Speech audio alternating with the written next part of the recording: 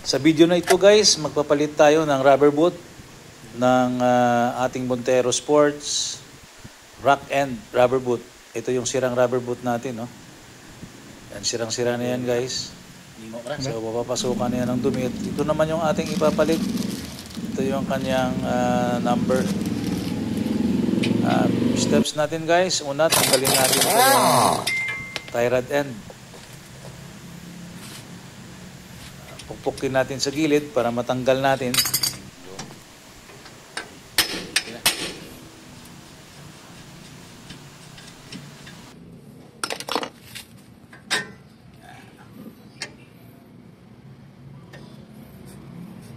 Then lagyan natin ng palatandaan bago natin paikutin. Bilangin natin guys yung ikot para sa pagbalik natin ng ating tie rod end sa inner tie rod.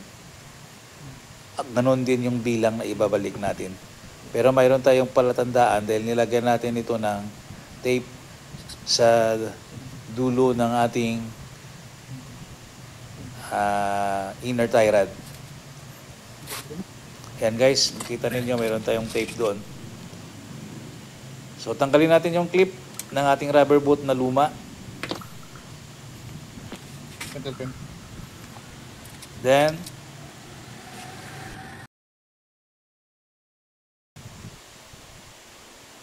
bolt, para tandaan natin, no, bago natin siya tanggalin, lagyan natin ng marka para pagbalik natin tugma pa rin yung kanyang placement. Yan, tanggalin natin. At tapos gamitan natin ng screwdriver dahil matigas na ito. Sundutin natin. Ayan na guys. And then yun, ilayin natin palabas. At ito na yung ating lumang rock end rubber boot. Yun guys, oh, sirang-sira na yan. Napapasokan na ng tubig yan.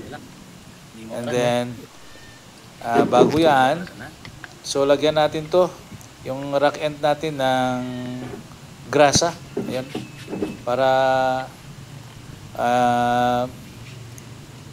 ma-replace natin yung mga tumuyo na grasa guys, para makabalik sa dating function, yung pag-ikot. Hindi pa naman sira yung ating yung rock end natin guys. So lagyan na natin ng grasa, pasok natin para gumanda naman yung kanyang function. Okay, so panoorin na lang guys yung steps hanggang sa matapos natin kung paano natin palitan ito, para mayroon kayong idea sa pagpalit ng rubber boot ng inyong rock end or ng inyong sasakyan guys. Ayan, tumino na yung ating rock end. Ayan.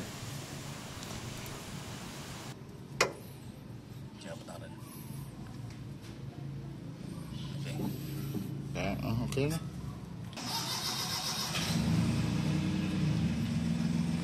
Picturean ito yan eh.